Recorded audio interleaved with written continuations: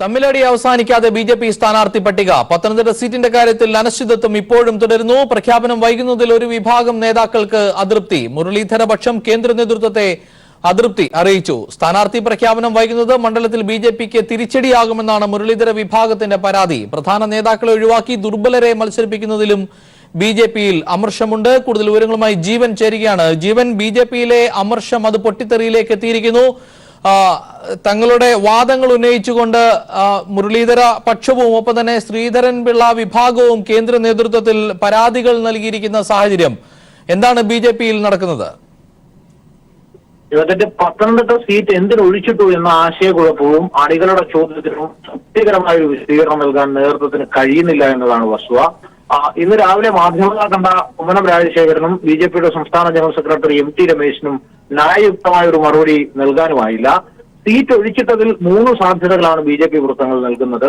ശ്രീധരൻപിള്ളയും K സുരേന്ദ്രനും പത്തനംതിട്ടയ്ക്കായി claim ഉന്നയിച്ചതിനാൽ NSS നേതൃത്വത്തിന്റെ മനസ്സറിയേണ്ടതുണ്ട്. അതിനാൽ അതിനുവേണ്ടി വെയിറ്റ് ചെയ്യുന്നു. തൃശൂർ സീറ്റ് നൽകിയിരിക്കുന്ന രണ്ടാമത്തെ സാധ്യത ഇങ്ങനെയാണ്. തൃശൂർ സീറ്റ് നൽകിയത് BDJS-നാണ്. അവിടെ തുഷാർ വെള്ളാപ്പള്ളി അല്ല മത്സരിക്കുന്നതെങ്കിൽ ബി.ജെ.പി ഏകപക്ഷീയമായി സീറ്റ് പിടിച്ചെടുക്കും. കെ സുരേന്ദ്രൻ തൃശൂരിൽ മത്സരിക്കാനെത്തും. അതിനാൽ പത്തനംതിട്ട ഒഴിച്ചിടുന്നു. മൂന്നാമത്തെ വിശദീകരണമാണ് ഒരുപക്ഷെ ഏറ്റവും കൗതുകകരമായ ഒരു വിശദീകരണം. ഒരു പ്രമുഖ കോൺഗ്രസ് നേതാവിനെ പൊതു സ്വതന്ത്രനായി പത്തനംതിട്ടയിൽ നിന്നും മത്സരിപ്പിക്കാൻ ദേശീയ നേതൃത്വത്തിന് ആലോചനയുണ്ട്. കോൺഗ്രസ് നേതാവിന്റെ മറുപടിക്കായി ബി.ജെ.പി കാത്തിരിക്കുന്നു. എന്നാൽ സ്ഥാനാർത്ഥി നിർണയം അനന്തമായി നീളുന്നതിനെതിരെ വി മുരളീധര പക്ഷം ദേശീയ നേതൃത്വത്തിന് പരാതിപ്പെട്ടിട്ടുണ്ട്. 2 ദിവസത്തിനകം സ്ഥാനാർത്ഥി ആരാണെന്ന് അറിയാമെന്നാണ് ബി.ജെ.പി വൃത്തങ്ങൾ നൽകുന്ന സൂചന. സംഭവിച്ചുകൊണ്ടിരിക്കുന്നത് എന്താണെന്ന കാര്യത്തിൽ സംസ്ഥാന നേതൃനിര പൂർണ്ണമായും ഇരുട്ടിലാണ് എന്നതാണ് വസ്തുത. ജോലി അതിനപ്പുറത്തേക്ക് ഒരുപക്ഷെ ബി.ജെ.പി BDJS NDAയുടെ ഭാഗമാണ്. അവരെ പോലും നാണം കെടുത്തുന്ന തരത്തിൽ ചില പ്രസ്താവനകൾ കൂടി വന്നിരിക്കുന്നു. ഈഴവ വിഭാഗത്തിന് പ്രാതിനിധ്യം ഇപ്പോഴത്തെ പട്ടികയിൽ ഉണ്ട് എന്ന ആരോപണവുമായി ശ്രീധരൻപിള്ള വിഭാഗം രംഗത്തെത്തിയിരിക്കുന്നു. ഒരുപക്ഷെ ബി.ജെ.പിക്കെതിരെ എക്കാലവും ഉയരുന്ന ആരോപണങ്ങളിൽ ഒന്നുകൂടിയാണ് അത്. ഈ തിരഞ്ഞെടുപ്പിലും പ്രതിഫലിക്കുന്ന കാഴ്ച തീർച്ചയായും പലവിധമായ സംഘർഷങ്ങൾ, അന്തർസംഘർഷങ്ങൾ ബി.ജെ.പിക്കുള്ളിൽ നടക്കുന്നുണ്ട് എന്നത് വസ്തുതയാണ്. കാരണം സ്ഥാനാർത്ഥി ആകും എന്ന് പ്രതീക്ഷിച്ചിരുന്ന പലരുടെയും പേര് ഈ പട്ടികയിലില്ല. എന്നാൽ അപ്രതീക്ഷിതമായി നിരവധി പേർ ഈ പട്ടികയിൽ ഇടം പിടിക്കുകയും ചെയ്തു. പലരും ദുർബലരാണ് എന്ന ഒരു പൊതു വിലയിരുത്തൽ ബി.ജെ.പി ക്യാമ്പിനുള്ളിൽ തന്നെയുണ്ട്. ഇത് ഏതെങ്കിലും തരത്തിൽ UDF-മായി ഒരു ബാന്ധവം, അവിശുദ്ധമായ ഒരു ബാന്ധവം ഉണ്ടാക്കുന്നതിന്റെ സൂചനയാണോ എന്ന് പോലും ബി.ജെ.പിയിൽ ചിലർ കരുതുന്നു. പൂർണ്ണമായും സംഘപരിവാറിന്റെ നിയന്ത്രണത്തിലാണ് ഈ തെരഞ്ഞെടുപ്പ് നടക്കുന്നത് എന്നതിനാൽ സംഘപരിവാറിനെ ഇതിനെ പൂർണ്ണമായും നിയന്ത്രിക്കുന്ന RSS-നെ ചോദ്യം ചെയ്യാൻ ബി.ജെ.പിക്കുള്ളിൽ തലയെടുപ്പുള്ള നേതാക്കന്മാർ ഇല്ല എന്നതാണ് വസ്തുത. ആ ഒരു സാഹചര്യത്തിലാണ് സംസ്ഥാന RSS-മായി പലതവണ ഇടഞ്ഞിട്ടുള്ള, അല്ലെങ്കിൽ അവർക്ക് പലപ്പോഴും വെല്ലുവിളി ഉയർത്തുകയും അവരുടെ തീരുമാനങ്ങൾ ദേശീയ നേതൃത്വത്തിലെ തന്റെ നിർണായകമായ സ്വാധീനം കൊണ്ട് അട്ടിമറിക്കുകയും ഒക്കെ ചെയ്തിട്ടുള്ള വി മുരളീധരൻ ഇപ്പോൾ പുതിയ നീക്കവുമായി രംഗത്തെത്തിയിരിക്കുന്നു. അദ്ദേഹം പൂർണ്ണമായും സംസ്ഥാന നേതൃനിരയിൽ നിന്നും വിട്ടുനിൽക്കുകയാണ്. ആന്ധ്രയുടെ ചുമതല എന്ന ന്യായം പറഞ്ഞാണ് അദ്ദേഹം കേരളത്തിൽ നിന്നും പൂർണ്ണമായും വിട്ടുനിൽക്കുന്നത്. കെ സുരേന്ദ്രന് കൂടി സീറ്റ് നിഷേധിക്കുന്ന പശ്ചാത്തലം ഉണ്ടായാൽ ഒരുപക്ഷെ അണികളുടെ ഒരു പൊട്ടിത്തെറി ഏത് രൂപത്തിലായിരിക്കും എന്ന് പറയാൻ കഴിയാത്ത സാഹചര്യമാണ് ഇപ്പോൾ ബി.ജെ.പിക്കുള്ളിൽ നിലനിൽക്കുന്നത്. നിലവിൽ പത്തനംതിട്ടയുടെ കാര്യത്തിൽ അനിശ്ചിതത്വം തുടരുകയാണ്. തർക്കങ്ങളുമായി കേരള നേതാക്കൾ കേന്ദ്രത്തിലേക്ക് പരാതികളുമായി പോകുമ്പോൾ പത്തനംതിട്ടയുടെ പ്രഖ്യാപനം നീളാനുള്ള സാധ്യതയാണോ, അതോ ഇന്ന് പത്തനംതിട്ടയിലെ സ്ഥാനാർത്ഥിയെ പ്രഖ്യാപിക്കാനുള്ള സാധ്യതകളുണ്ടോ? ലഭ്യമാകുന്ന വിവരങ്ങൾ എന്താണ്? അത് സംബന്ധിച്ചൊരു തൃപ്തികരമായ ഒരു വിശദീകരണം ബി.ജെ.പിയുടെ സംസ്ഥാന നേതൃനിരയിൽ ആർക്കും അറിയില്ല എന്നതാണ് വസ്തുത. തങ്ങൾ ചെയ്യാനുള്ളതെല്ലാം ചെയ്തു. ഇനി പ്രഖ്യാപിക്കേണ്ടത് കേന്ദ്ര നേതൃത്വമാണ്. നിങ്ങൾക്ക് എന്തെങ്കിലും കാര്യങ്ങൾ അറിയേണ്ടതുണ്ടെങ്കിൽ കേന്ദ്ര നേതൃത്വത്തോട് ചോദിക്കൂ എന്നതാണ് ബി.ജെ.പി നേതാക്കന്മാരെ നമ്മൾ ബന്ധപ്പെടുമ്പോൾ അവർ നമുക്ക് നൽകുന്ന മറുപടി.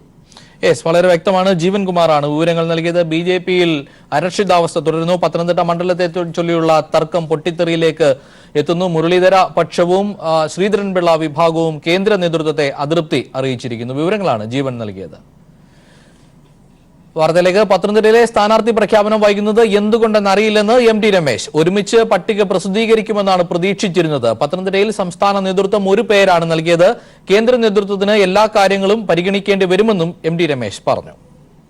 എല്ലാം ഒരുമിച്ച് പ്രഖ്യാപിക്കുന്ന ആണ് എല്ലാവരും ആഗ്രഹിച്ചത്. പക്ഷേ BJPയുടെ കേന്ദ്ര നേതൃത്വം ഓരോ പാർലമെൻറ്റ് മണ്ഡലത്തെക്കുറിച്ചും വിശദമായിട്ട് പരിശോധന നടത്തി സ്ഥാനാർത്ഥികളെ പ്രഖ്യാപിക്കുന്ന ഒരു രീതിയാണ്. അതല്ലാതെ മറ്റെന്തെങ്കിലും അനിശ്ചിതത്വമുള്ളതായിട്ടോ അല്ലെങ്കിൽ സംസ്ഥാന ഘടകം സമർപ്പിച്ചിട്ടുള്ള പേരുകൾ മാറേണ്ടതിനെക്കുറിച്ചോ ഒന്നും തന്നെ കേന്ദ്ര തെരഞ്ഞെടുപ്പ് കമ്മിറ്റി കേരള ഘടകത്തോട് പറഞ്ഞിട്ടില്ല. അതുകൊണ്ട് സംസ്ഥാന ഘടകം സമർപ്പിച്ച പട്ടികയിൽ നിന്ന് വലിയ മാറ്റമില്ലാതെ തന്നെ ഇന്നോ നാളെയോ പ്രഖ്യാപനമുണ്ടാകുമെന്ന് തന്നെയാണ് ഞങ്ങളുടെ വിശ്വാസം. പത്തനംതിട്ടയിൽ സ്ഥാനാർത്ഥിയെ പ്രഖ്യാപിക്കുന്നതിനെ കുറിച്ച് തനിക്ക് അറിയില്ലെന്ന് ശ്രീധരൻപിള്ളയും പ്രതികരിച്ചു. പാർട്ടി പാർലമെന്ററി ബോർഡാണ് ഇക്കാര്യത്തിൽ തീരുമാനമെടുക്കേണ്ടതെന്നും ശ്രീധരൻപിള്ള കൊച്ചിയിൽ പറഞ്ഞു. അതേസമയം നിലവിലെ സ്ഥാനാർത്ഥി പട്ടിക സ്വാഗതാർഹമെന്നും രണ്ട് മുന്നണികളെയും പരാജയപ്പെടുത്താൻ കഴിയുമെന്നും അദ്ദേഹം അഭിപ്രായപ്പെട്ടു. സീനിയർ മിനിസ്റ്റേഴ്സും സീനിയർ നേതാക്കന്മാരും ഒക്കെ ഉൾപ്പെടുന്ന പാർലമെന്ററി ബോർഡാണ് തീരുമാനമെടുക്കേണ്ടത്. പാർലമെന്ററി ബോർഡ് ആദ്യം ഞങ്ങൾ ലിസ്റ്റ് കൊടുത്തിരുന്നു. അതിൽ ന്യൂനപക്ഷ വിഭാഗങ്ങളിൽപ്പെട്ടവരെ പ്രധാനമന്ത്രി ഉൾപ്പെടുത്തണമെന്നുള്ള നിർദ്ദേശം ഞങ്ങൾ തന്നിരുന്നു. അതനുസരിച്ചിട്ട് അവരും കൂടെ ചേർത്ത് വീണ്ടും ലിസ്റ്റ് കൊടുത്തു കഴിഞ്ഞ ശേഷം ഞാൻ അവിടുന്ന് പോകുന്നതാണ്. ഡിസ്കഷൻ കഴിഞ്ഞതാണ്. അപ്പോൾ അതിനുശേഷം അവർ അൾട്ടിമേറ്റായിട്ട് എന്താണെന്നുള്ളത് ഇപ്പം അവർ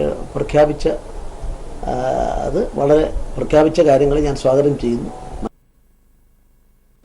മാന്യമായ പടിയിറക്കത്തിന് പോലും അവസരം നൽകാതെയാണ് LK അദ്വാനിക്ക് BJP ഇത്തവണ സീറ്റ് നിഷേധിച്ചത്. അദ്വാനിക്ക് പകരം അമിത്ഷാ ഗാന്ധിനഗർ സീറ്റിൽ നിന്ന് മത്സരിക്കുമ്പോൾ പാർലമെന്ററി രംഗത്തും മോദിക്ക് ശേഷം അമിത്ഷാ തന്നെ എന്ന സൂചന വ്യക്തം. BJP മാർഗനിർദ്ദേശ മണ്ഡലത്തിൽ അംഗമായ മുരളി മനോഹർ ജോഷിക്കും കാൺപൂരിൽ വീണ്ടും അവസരം നൽകാൻ ഇടയില്ല. അദ്വാനിക്ക് സീറ്റ് നൽകാതെയുള്ള സ്ഥാനാർത്ഥി പട്ടികയിലൂടെ രണ്ട് സന്ദേശങ്ങളാണ് BJP നൽകുന്നത്. മോദിയും അമിത്ഷായും ചേർന്ന് രാഷ്ട്രീയത്തിൽ നിന്ന് LK അദ്വാനി എന്ന സ്ഥാപക നേതാവിന്റെ നിർബന്ധിത വിരമിക്കൽ പ്രഖ്യാപിച്ചു. പാർലമെന്ററി രംഗത്ത് മോദിക്ക് ശേഷം ആരെന്ന ചോദ്യത്തിന് അമിത്ഷാ തന്നെ എന്ന പ്രഖ്യാപനമാണ് രണ്ടാമത്തേത്.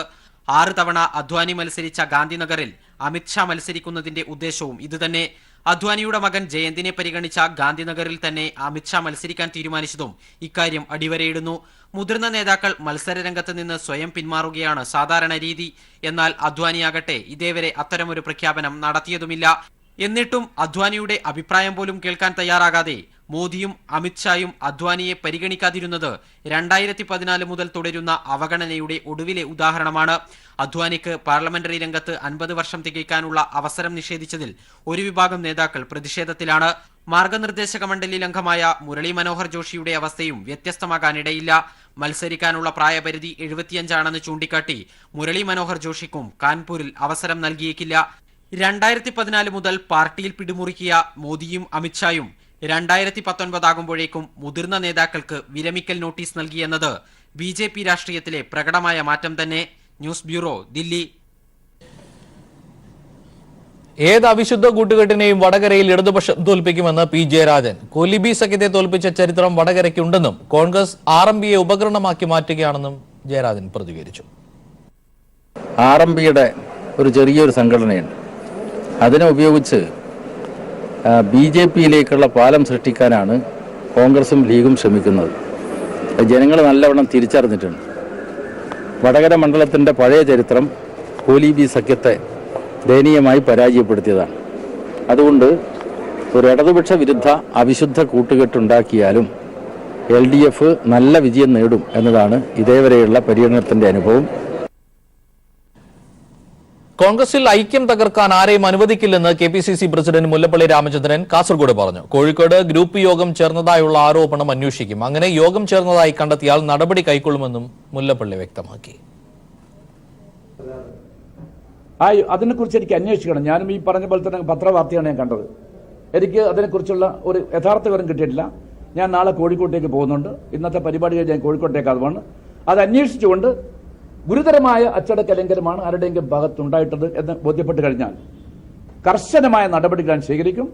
കാരണം ഇന്ത്യൻ നാഷണൽ കോൺഗ്രസ് അച്ചടക്കം ലംഘിച്ചുകൊണ്ട് ഈ പാർട്ടിക്ക് മുന്നോട്ട് പോകാൻ സാധ്യമല്ല. സംസ്ഥാനത്ത് ഇടത് തരംഗത്തിനുള്ള സാധ്യത കൂടുതലെന്ന് പ്രശസ്ത സിനിമാ നടൻ M. മുകേഷ് MLA. കേരളത്തിൽ വിവിധ മണ്ഡലങ്ങളിൽ ആവേശപൂർവമായ പ്രചരണമാണ് കണ്ടതെന്നും അദ്ദേഹം പ്രതികരിച്ചു. ഇടതുമുന്നണി സ്ഥാനാർത്ഥികൾ അവരുടെ സ്ഥാനാർത്ഥി നിർണയം പൂർത്തിയാക്കി ഒന്നാം ഘട്ടത്തിലേക്ക് കടക്കുമ്പോൾ UDF അതിന്റെ ആദ്യഘട്ടം ഇതുവരെ ആരംഭിക്കാനായിട്ടില്ല. അവരും തുടങ്ങുന്നതേ ഉള്ളൂ. അതേസമയം BJPക്ക് ഇപ്പോഴും സ്ഥാനാർത്ഥി നിർണയം എങ്ങും എത്താനായിട്ടില്ല. ആ ഒരു സാഹചര്യം നമ്മുടെ കൊല്ലം MLA മുകേഷ് അദ്ദേഹം കേരളത്തിന്റെ വിവിധ മണ്ഡലങ്ങളിൽ പോവുകയും അവിടെ ഈ തെരഞ്ഞെടുപ്പ് പ്രവർത്തനങ്ങളിൽ ഏർപ്പെടുകയും ചെയ്തു. ഈ പോയ സ്ഥലങ്ങളിലൊക്കെ ഒരു ട്രെൻഡ് എങ്ങനെയാണ് ആ ട്രെൻഡ് അല്ല, എല്ലാ സ്ഥലത്തും വളരെ ആവേശകരമായിട്ടുള്ള ഒരു സമീപനമാണ് സാധാരണ ജനങ്ങളിൽ നിന്നുണ്ടാവുന്നത്. അത് ഇടതുപക്ഷ പ്രവർത്തകരിൽ നിന്ന് മാത്രമല്ല, ഞാൻ ചെന്നിറങ്ങിയിട്ടുള്ള സാധാരണ ആൾക്കാർ, ഇപ്പം ഒരു സിനിമാ നടൻ എന്നുള്ള രീതിയിൽ നിന്നും അപ്പുറം പല ഒരു മാറ്റം, ഒരു വലിയൊരു ആവേശത്തിൻ്റെ മാറ്റം എനിക്ക് കാണാൻ കഴിയുന്നുണ്ട്.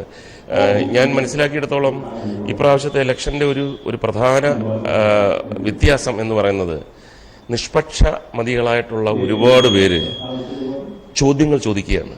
ഇപ്പോൾ ഇലക്ഷന് വോട്ട് ചോദിച്ച് വരുന്നവരെടുത്ത് ചോദ്യങ്ങൾ ചോദിക്കാൻ വേണ്ടി അവർ പ്രിപ്പയർ ചെയ്തിരിക്കുകയാണ്. കാര്യം കഴിഞ്ഞ മണിക്കൂറിൽ നടന്ന കാര്യം വരെ എല്ലാവർക്കും അറിയാം. അത് ആ കോൺസ്റ്റിറ്റ്യുവൻസി മാത്രമല്ല, കേരളത്തിൽ മാത്രമല്ല, ഇന്ത്യയിൽ വരെ എന്താണ്, ആരാണ് എന്തൊക്കെ പറഞ്ഞത്, 3 ദിവസം മുമ്പ് പറഞ്ഞത് എന്താണ്, ഇപ്പോൾ അത് മാറ്റി പറയുന്നത് എന്താണ്, നിലപാടുകളില്ലാതെ പ്രവർത്തിക്കുന്നത് എന്താണ്, ഇങ്ങനെ ഒരു 100 ചോദ്യങ്ങൾ ഇങ്ങോട്ട് ചോദിക്കുന്ന തരത്തിൽ കാര്യങ്ങൾ എത്തപ്പെട്ടിരിക്കുന്നു. കാരണം ഇനി അങ്ങോട്ട് സമ്മതിദാന അവകാശം നിർവഹിക്കാൻ പോകുന്നവരെ പറ്റിക്കാൻ പറ്റില്ല.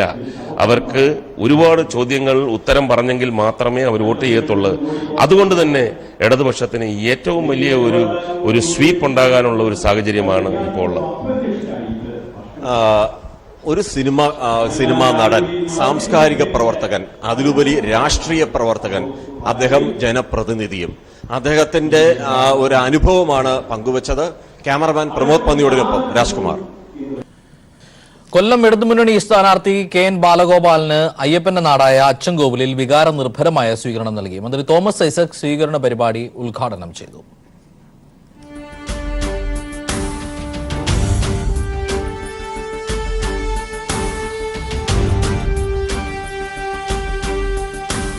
ബാലഗോപാൽ ഇടതുമുന്നണി സ്ഥാനാർത്ഥിയാണെന്ന് അറിഞ്ഞപ്പോൾ മുതൽ തുടങ്ങിയതാണ് രക്തഹാരം അണിയിക്കാനുള്ള ഈ കാത്തിരിപ്പ്.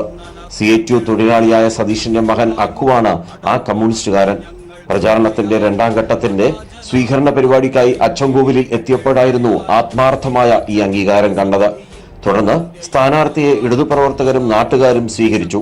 മന്ത്രി തോമസ് ഐസക് സ്വീകരണ പരിപാടി ഉദ്ഘാടനം ചെയ്തു. ഇങ്ങനെ കേരളത്തിൽ ചെയ്യണമെന്ന കാര്യങ്ങളൊക്കെ ഇന്ത്യയിലും ചെയ്യണമെന്ന് പറയുന്നത് സർക്കാർ, അത് പറയാൻ വേണ്ടി ബാലഗോപാൽ ജയിച്ചു. ഇതാ ഞങ്ങൾ പറയുന്നത്. തികഞ്ഞ പരിസ്ഥിതി സംരക്ഷകൻ കൂടിയായ KN ബാലഗോപാൽ പശ്ചിമഘട്ടത്തിന്റെ കൂടി അനുഗ്രഹം ഏറ്റുവാങ്ങാനാണ് മലകൾ കയറി അച്ചൻകോവിലിൽ എത്തിയത്. രാജ്കുമാർ, ന്യൂസ് ബ്യൂറോ, കൊല്ലം. പാവങ്ങളുടെ പടത്തലവൻ AKGയുടെ 42ാം അനുസ്മരണ ദിനം വിപുലമായി ആചരിക്കുന്നു. രാവിലെ കണ്ണൂർ കാൾടെക്സിലെ AKG പ്രതിമയിൽ മുഖ്യമന്ത്രി പിണറായി വിജയന്റെ നേതൃത്വത്തിൽ പുഷ്പാർച്ചന നടത്തി. CPIM നേതാക്കളായ EP Jayarajan, PK Shrimati teacher, MV Govindan master, MV Jayarajan തുടങ്ങിയവർ പങ്കെടുത്തു. വൈകുന്നേരം AKGയുടെ ജന്മനാടായ പെരളശ്ശേരിയിൽ അനുസ്മരണ റാലി CPIM പൊളിറ്റ് ബ്യൂറോ അംഗം പ്രകാശ് കാരാട്ട് ഉദ്ഘാടനം ചെയ്യും. AKG പാർലമെന്റിൽ നടത്തിയ പ്രസംഗങ്ങളിലൂടെയാണ് ജനകീയ പ്രശ്നങ്ങൾ രാജ്യം അറിഞ്ഞതെന്ന് അനുസ്മരണ പ്രസംഗത്തിൽ മുഖ്യമന്ത്രി പിണറായി വിജയൻ പറഞ്ഞു. പാർലമെന്റിൽ ഏറ്റവും ഹൃദയസ്പൃക്കായി അവതരിപ്പിച്ചിരുന്ന നേതാവായിരുന്നു AKG.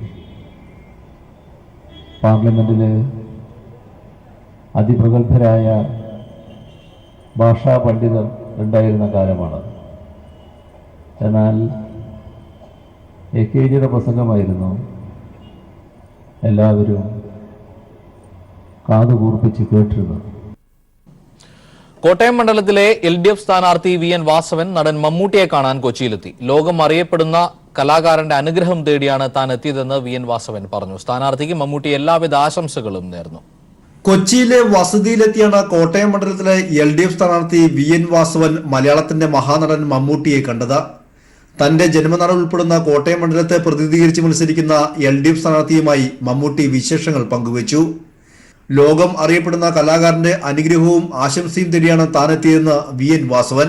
അദ്ദേഹം കോട്ടയം പാർലമെന്റ് നിയോജകമണ്ഡലത്തിലെ വോട്ടറായിട്ടാണ് അദ്ദേഹത്തിന്റെ തുടക്കം. അദ്ദേഹത്തിന്റെ ജന്മനാടും എല്ലാം കോട്ടയം പാർലമെന്റ് നിയോജകമണ്ഡലത്തിലെ വൈക്കം അസംബ്ലി മണ്ഡലത്തിലെ ചെമ്പ് പഞ്ചായത്തിലാണ്. ഞങ്ങൾ നാട്ടുകാരെന്ന രൂപത്തിൽ മറ്റൊരു ബന്ധം. മറ്റൊന്ന്, ലോകം അറിയപ്പെടുന്ന അനുഗ്രഹീതനായ ഒരു കലാകാരന്റെ ഒരു സാമീപ്യവും അനുഗ്രഹവും ഞാൻ മനസ്സുകൊണ്ട് ധന്യനാണ്. അത് പ്രവർത്തന രംഗത്ത് ഒരു ഇന്ധനമായി തന്നെ മാറിത്തീരുമെന്ന കാര്യത്തിൽ സംശയമില്ല. എല്ലാ രാഷ്ട്രീയ നേതാക്കളുമായി തനിക്ക് നല്ല സൗഹൃദമാണുള്ളതെന്ന് പറഞ്ഞ മമ്മൂട്ടി VN വാസുവിന് എല്ലാവിധ ആശംസകളും നേർന്നു. രാഷ്ട്രീയ സൗഹൃദങ്ങൾ നമുക്ക് സാമാന്യ ഒരു സാമൂഹ്യ ജീവിതത്തിലുള്ളപ്പോൾ ഞാൻ പ്രവർത്തിക്കുന്ന രംഗത്ത് എല്ലാ രാഷ്ട്രീയ പ്രവർത്തകരുമായിട്ടുള്ള നമ്മുടെ ഒരു അടുപ്പവും പരിചയവും സ്നേഹവും ഉള്ളവരൊക്കെ വരും. സ്വാഭാവികമായിട്ട് അവരുടെ ഒരു ആശംസകൾക്ക് വേണ്ടിയെങ്കിലും അവർ വരും. വളരെ സന്തോഷപൂർവ്വം നമ്മൾ അവരെ ആശംസിക്കുന്നു. കൊച്ചിയിലെ വീട്ടിൽ മമ്മൂക്കയോടൊപ്പം അരമണിക്കൂറിലധികം ചെലവഴിച്ച ശേഷമാണ് സ്ഥാനാർത്ഥി മടങ്ങിയത്. News bureau, Kochi. ജനഹൃദയങ്ങൾ കീഴടക്കി വടകരയിലെ LDF സ്ഥാനാർത്ഥി P ജയരാജൻ. ചുട്ടുപൊള്ളുന്ന വെയിലിലും നൂറുകണക്കിന് പേരാണ് പ്രിയ സ്ഥാനാർത്ഥിയെ സ്വീകരിക്കാൻ എത്തുന്നത്.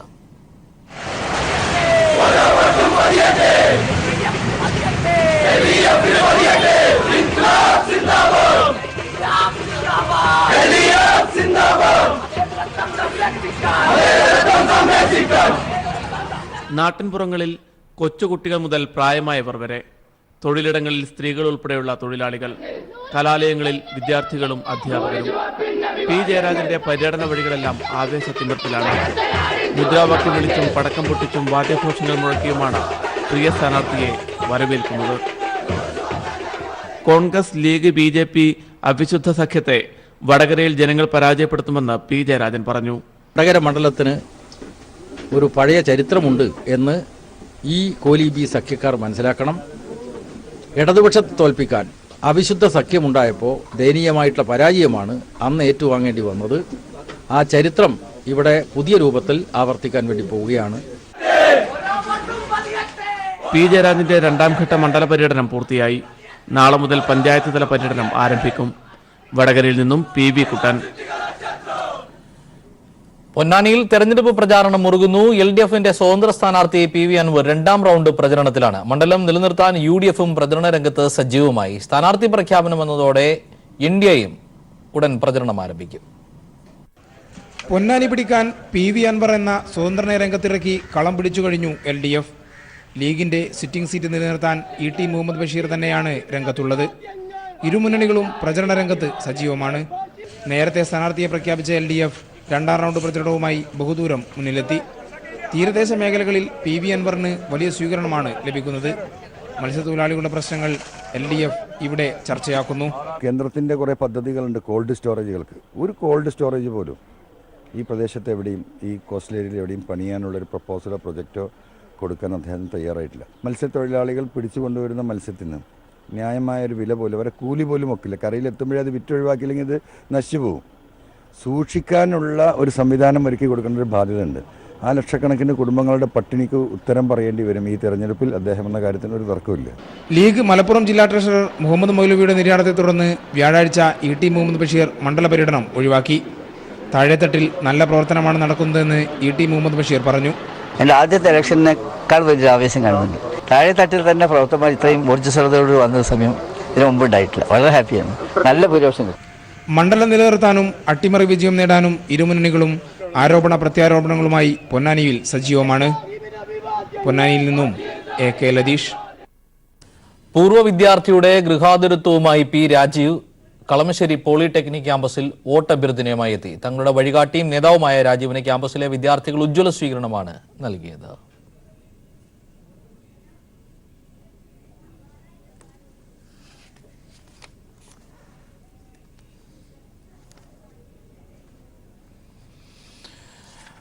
ഇപ്പോൾ കോൺഗ്രസ് ദില്ലിയിൽ വാർത്താ സമ്മേളനം നടത്തുന്നു. തത്സമയം अनंत कुमार जी से रिबटल आया, ना जेल वर्ड येदुरप्पा जी से रिबटल आया, और अब वो तथाकथित डायरी सार्वजनिक की गई है एक टेलीविजन चैनल के माध्यम से. इस तथाकथित डायरी से 5 तथ्य सामने आते हैं. नंबर 1,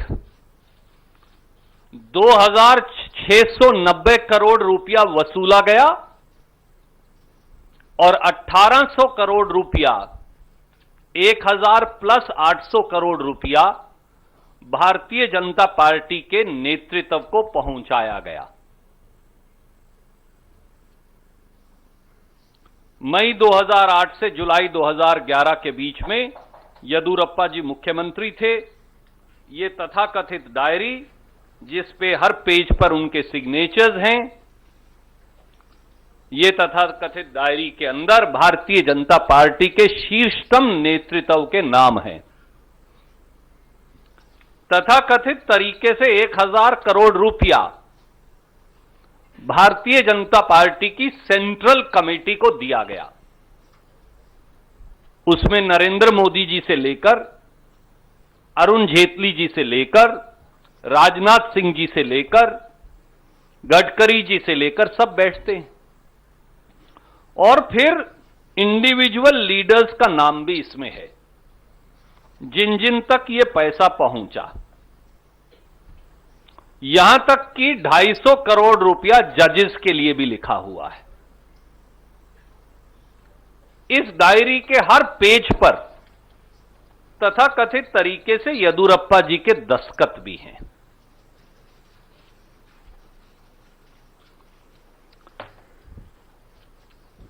इस न्यूज रिपोर्ट में यह भी दावा किया गया कि इस डायरी की सच्चाई, ये सच है या नहीं सच है, झूठ है, इसके बारे में बाकायदा income tax department, CBDT, Shri Arun Jaitley, Shri Rajnath Singh, Shri Nitin Gadkari, Bharatiya Janata party के नेतृत्व से पूछा गया कि क्या यह डायरी सही है और आपका क्या रिएक्शन है। इस न्यूज मैगजीन ने यह लिखा है कि कोई रिएक्शन भी उन्होंने नहीं दिया। इसके अंदर यह भी लिखा है, और इसकी सच्चाई की जांच होनी चाहिए, कि ये डायरी इनकम टैक्स डिपार्टमेंट के पास अगस्त 2017 से उपलब्ध है। और ये डायरी कहते हैं कि येदियुरप्पा जी की हैंड राइटिंग में है और हर पेज पर दस्तखत है।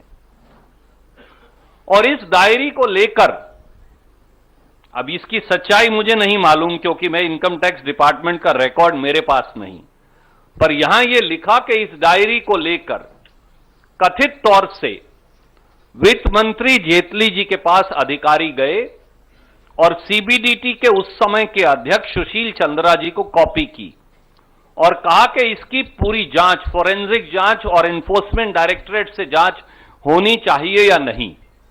और आगे यह भी लिखा है कि कुछ हुआ नहीं। आदरणीय साथियों, सवाल बड़े सीधे हैं।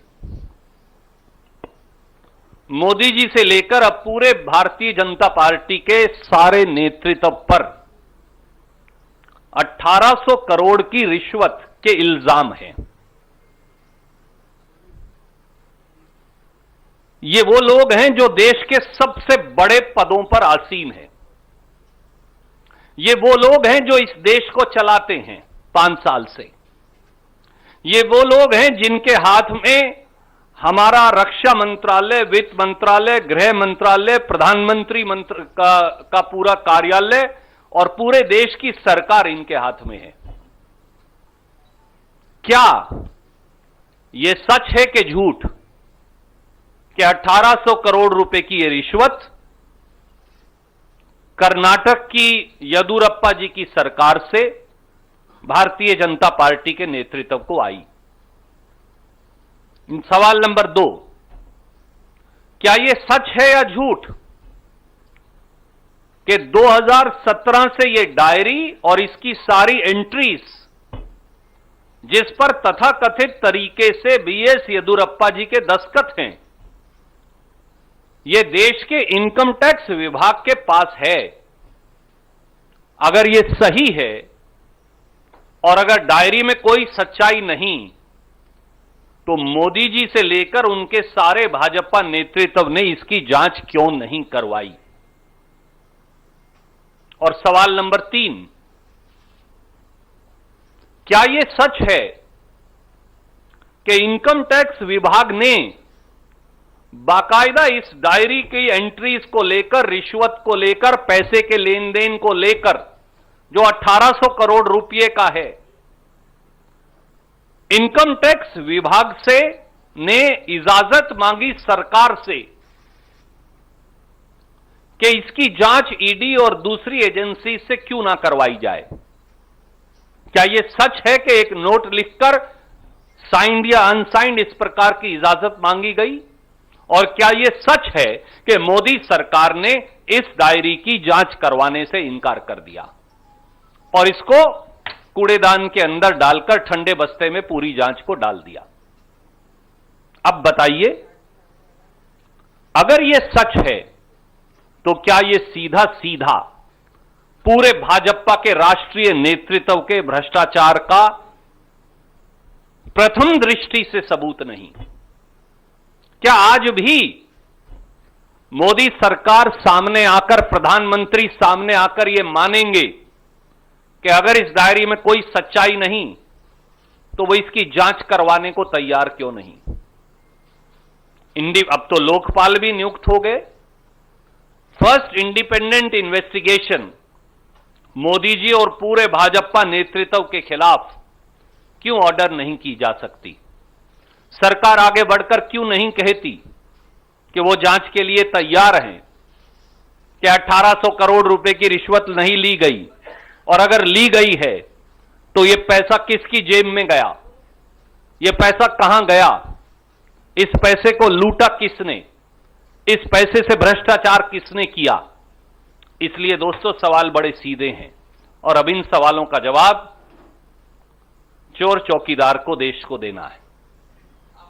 Any questions you want to ask, you are welcome.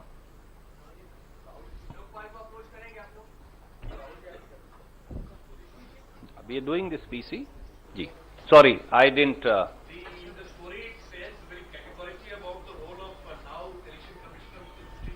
Ji.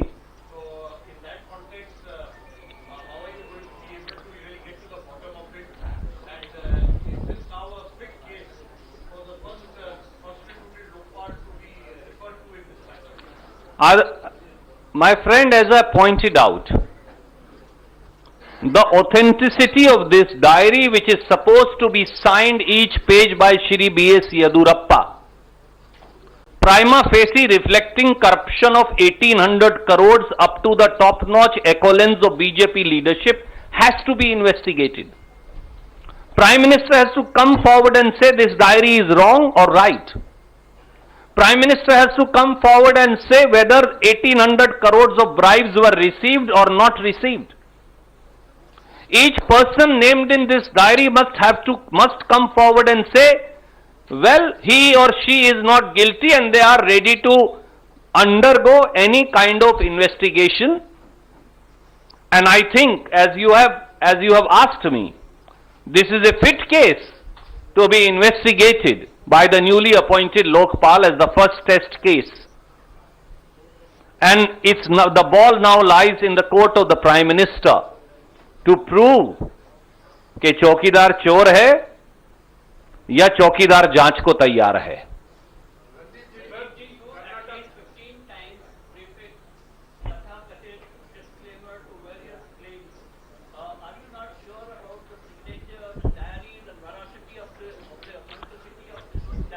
Sir, that's why I released to you again, I read out to you what I had released on 14th February 2017.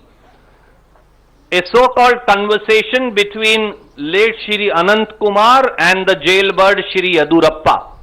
You recorded it. I didn't record it.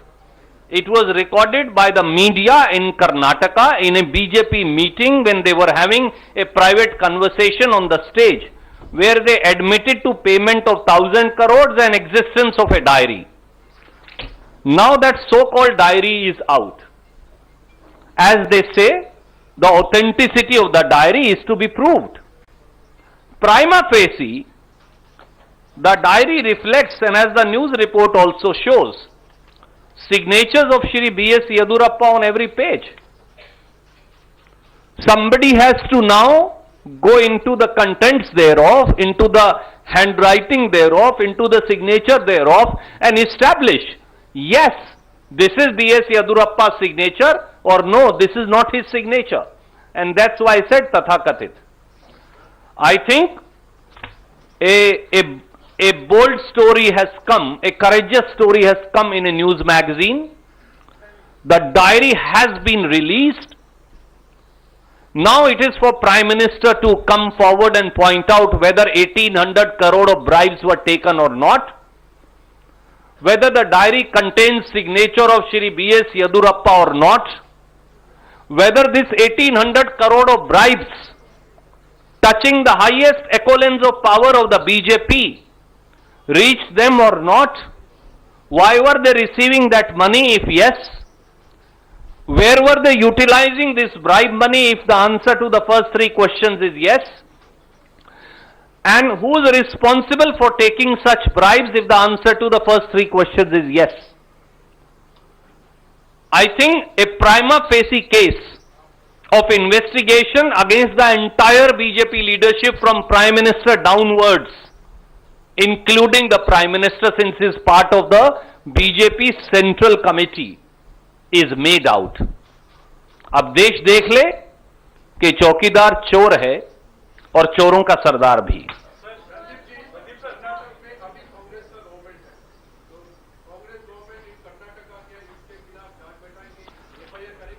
आदरणीय मित्र, आपको याद हो तो एक और tape आया था जिसकी पत्रकार वार्ता की थी। I did not want to confuse that issue. B S Yediyurappa ji इसमें हैबिचुअल ऑफेंडर हैं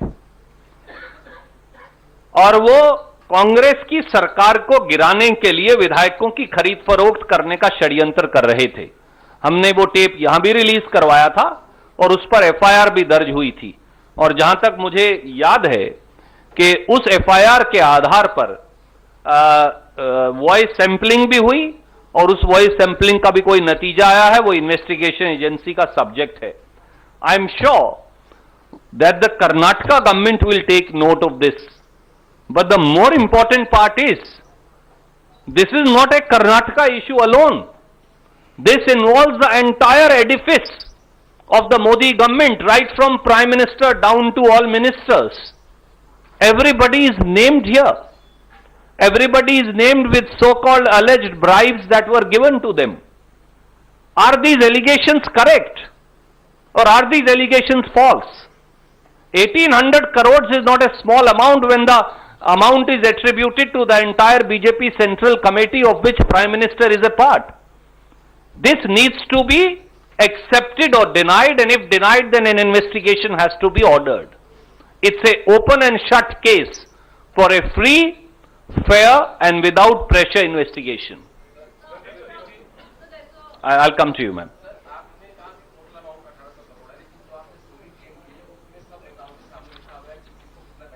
जी, मैं किसी का नाम लेने से बचना नहीं चाहता। ये तो कागज पब्लिक डोमेन में है आदरणीय साथी।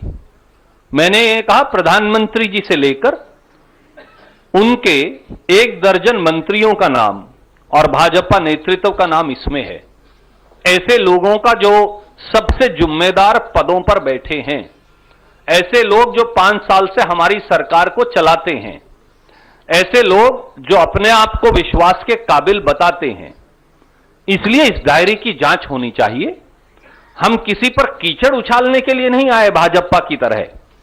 हम केवल देश के सामने तथ्य रखने आए हैं कि ये खुलासा आज एक न्यूज मैगजीन के द्वारा किया गया है। डायरी के कंटेंट्स बाकायदा रिलीज हैं, तथा कथित तरीके से येदुरप्पा जी के दस्तखत हैं। यहां तो जजेस को भी रिश्वत देने की बात कही गई है, 250 करोड़ रुपए की। वो कौन जजेस हैं जिनको रिश्वत दी जा रही थी? किस कारण से रिश्वत दी जा रही थी, अगर ये सारे इल्जाम सही हैं? इसलिए इनकी जांच होनी चाहिए। और अब इम्तिहान केवल और केवल एक व्यक्ति का है और उस व्यक्ति का नाम है श्री नरेंद्र मोदी। अगर आपके अंदर ना खाऊंगा ना खाने दूंगा सही है या खाऊंगा और खिलाऊंगा सही है, इस बात का फैसला इस बात पर होगा मोदी जी। देश के 130 करोड़ लोग देख रहे हैं। आज ही इस डायरी की इंडिपेंडेंट इन्वेस्टिगेशन ऑर्डर की जाए और लोकपाल एक वो तरीका है जिससे वो इन्वेस्टिगेशन ऑर्डर हो सकती है।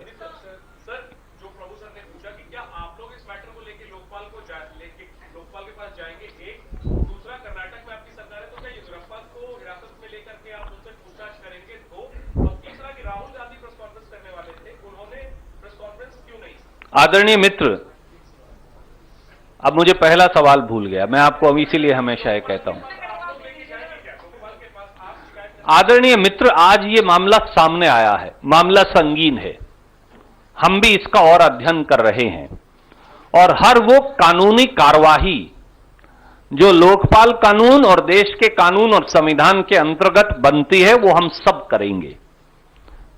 परंतु मुझे एक बात बताइए, आप एक बहुत जिम्मेवार टेलीविजन चैनल से हैं, क्या ये सवाल मेरी बजाय या कांग्रेस की बजाय या शुक्ला जी की बजाय या आदरणीय वोरा जी की बजाय, क्या ये सवाल जो अपने आप को झूठा चौकीदार, छदम चौकीदार है, उनसे नहीं पूछा जाना चाहिए कि भैया आपने पैसा लिया 1800 करोड़ या नहीं लिया? कि भैया आपने 1800 करोड़ की रिश्वत ली तो क्यों ली? कि भैया 1800 करोड़ की डायरी का ये जो इल्जाम है आपके ऊपर, क्या ये सही है या गलत? और अगर आप ये कहते हैं ये गलत है और आप निर्दोष हैं, तो आप इसको जांच करवाएंगे या नहीं करवाएंगे? उसी से सच्चाई पता चल जाएगी। Well, we'll have to permit everybody to take questions. Well, we'll have to permit one question. There are many, many friends.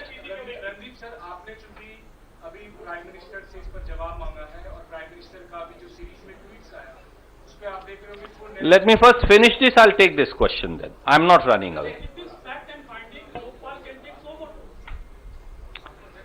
आदरणीय मित्र, आपकी बात बिल्कुल सही है, क्योंकि यही देश का कानून है। क्योंकि अब तो देश के प्रधानमंत्री से लेकर उनके पूरे मंत्रिमंडल पर गंभीर संगीन इल्जाम है जो कांग्रेस नहीं लगा रही। जो इल्जाम एक ऐसी तथाकथित डायरी के आधार पर एक महत्वपूर्ण न्यूज मैगजीन ने लगाए हैं, जिसमें उनके पूर्व मुख्यमंत्री और भाजपा के प्रांतीय अध्यक्ष येदियुरप्पा जी के दस्तखत हैं। आज सवाल शुचिता और मर्यादा का है, आज सवाल कानून और संविधान का भी है, आज सवाल जवाबदेही का और जिम्मेवारी का भी है। क्या प्रधानमंत्री इन तीनों पायदानों पर खरे उतरेंगे? क्या मोदी जी अपने आप को वाकई में साबित कर पाएंगे कि वो इन तीनों पायदानों पर खरे उतरने योग्य हैं? इस बात का जवाब दे दीजिए, दूध का दूध, पानी का पानी सामने आ जाएगा।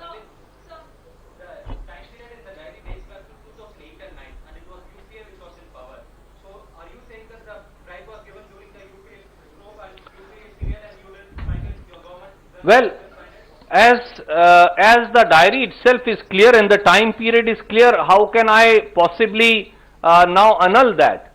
The truth is that a so-called theft or bribery was done. It was done during a particular period. It has been exposed now.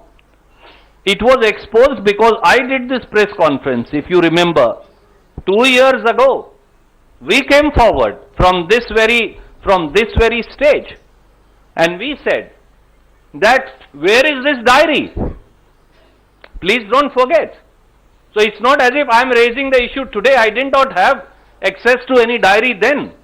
I said here is a conversation between the then Union Minister for Parliamentary Affairs and the BJP former Chief Minister.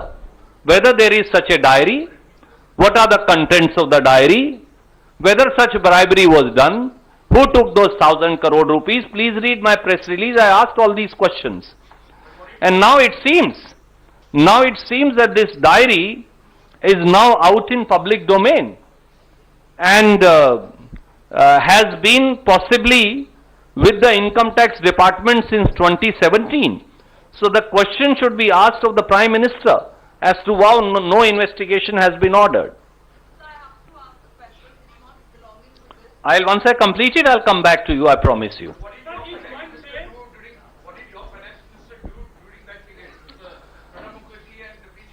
Sunil ji, a matter will be investigated and inquired into only when it is found out.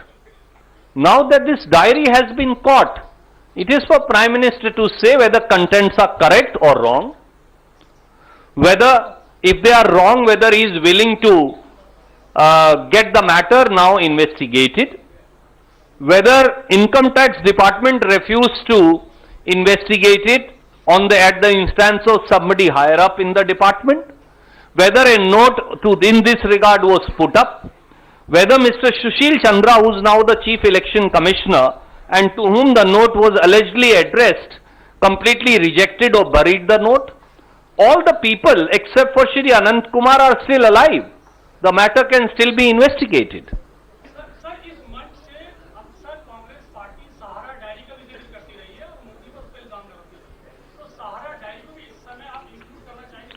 आदरणीय साथी, वो एक अलग case है, हालांकि उसकी जांच किसी न किसी दिन अवश्य होगी, परंतु यहां तो मामला और गंभीर है। यहां डॉट्स कनेक्ट हो रहे हैं।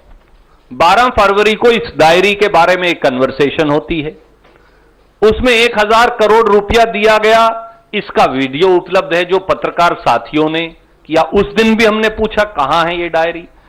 अब एक न्यूज मैगजीन ने ये डायरी रिलीज की है। इस डायरी में ये ऐसे नहीं है कि किसी कारिंदे या कर्मचारी ने कुछ लिख दिया।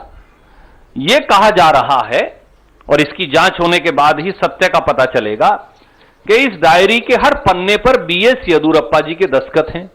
बीएस येदुरप्पा जी के दस्तखत हैं या नहीं, इसकी जांच भी हो सकती है। इसलिए this is almost A fit case and a full case for proper investigation. I'll come to you, ma'am. I'll take all questions. I'm only taking first on this, then I promise to both of them, then I'll be going to them. Yes, Anil ji. Last question on this subject. तो मैं आपसे अभी I'll come back to you. Let me first go back to him first. Sir, मेरा सवाल ये है कि अभी आपने कहा कि प्राइम मिनिस्टर को करप्शन के इस इशू पर जवाब देना चाहिए, लेकिन पीएम अपने ट्वीट के जरिए जो नैरेटिव बता रहे हैं कि सैम पित्रोदा के बयान को लेकर कि विपक्ष इस तरह से पाकिस्तान या आतंकवादियों की हमदर्दी रखता है और ऐसे में लोग विपक्ष को माफ नहीं करेगा, तो क्या जवाब दें? आदरणीय साथी, जब चोर की चोरी पकड़ी जाए, मैं तो ये कहूंगा कि मोदी जी की दाढ़ी में तिनका वाली बात है। ये भारतीय राष्ट्रीय कांग्रेस ने एक बार नहीं, इसी मंच से कांग्रेस अध्यक्ष श्री राहुल गांधी और कांग्रेस पार्टी ने अनेकों बार कहा, और मैं फिर दोहराता हूं, बालाकोट एयर स्ट्राइक हमारे जाबाज एयरफोर्स के शौर्य का अभूतपूर्व उदाहरण है, और उस पर किसी व्यक्ति को प्रश्न उठाने का अधिकार नहीं। 2, पुलवामा उग्रवादी हमला जिसमें हमारे 42 जवान शहीद हुए, वो मोदी सरकार की राष्ट्रीय सुरक्षा और इंटेलिजेंस फेलियर का सबसे बड़ा सबूत है। 3, जैश ए मोहम्मद और उग्रवादी मौलाना मसूद अजहर जिसने ये पुलवामा का उग्रवादी हमला किया जहां हमारे जवान शहीद हुए, उसको भाजपा की सरकार मेहमान बनाकर जहाज में कांधार अफगानिस्तान छोड़कर आई थी, जिसकी वजह से वो ये दुस्साहस पाकिस्तान की सरजमी पर बैठकर कर पाया।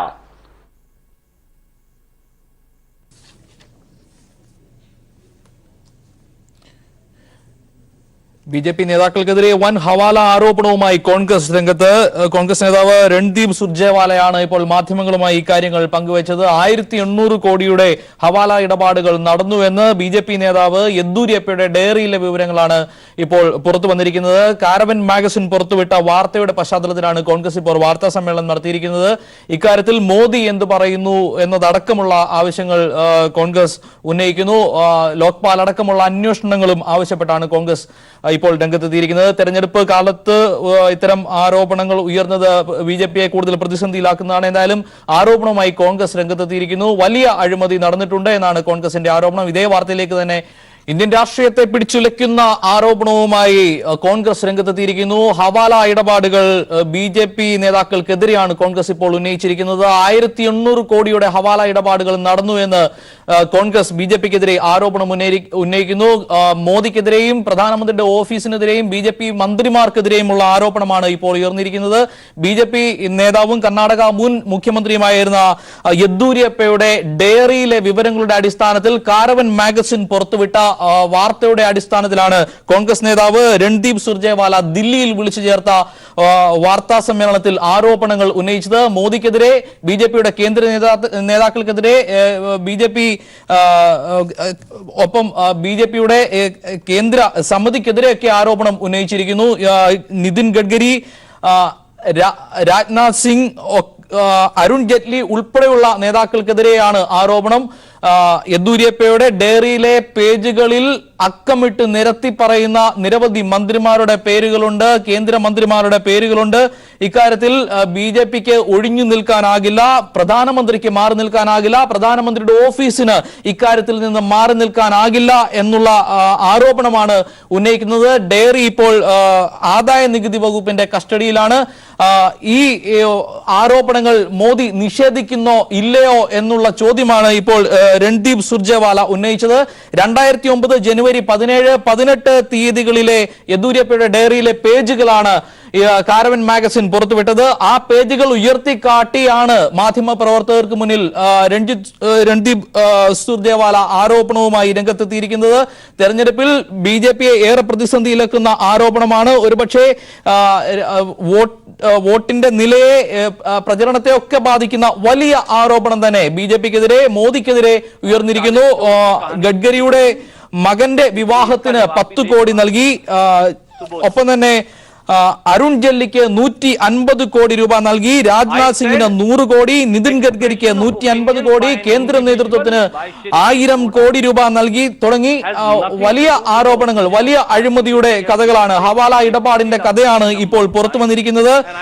ഒരുപക്ഷെ കള്ളപ്പണം വെളുപ്പിക്കുമെന്ന് പറഞ്ഞ് അധികാരത്തിൽ വന്ന മോദി അതിനെതിരെ നടപടികൾ സ്വീകരിക്കുമെന്ന് പറഞ്ഞ് നോട്ട് നിരോധനം തന്നെ നടപ്പിലാക്കിയ ഒരു സർക്കാർ, ആ സർക്കാരിനെതിരെ ഇപ്പോൾ കള്ളപ്പണത്തിന്റെ ഹവാല ഇടപാടുകളുടെ രേഖകൾ തിരിഞ്ഞുകൊത്തുകയാണ്.